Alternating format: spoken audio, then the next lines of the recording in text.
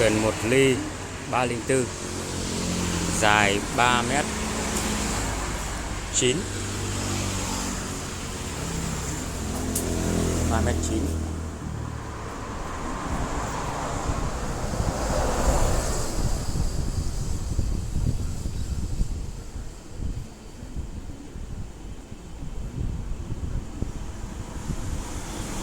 Ba 9 rộng là 95,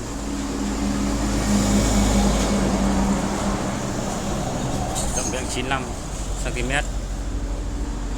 ngang đáy là 65 cm và số lượng cân là 58 kg. Đây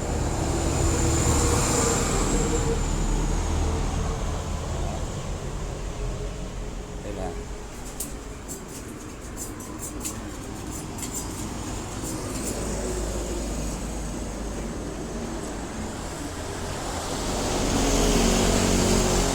tổng thể cái thuyền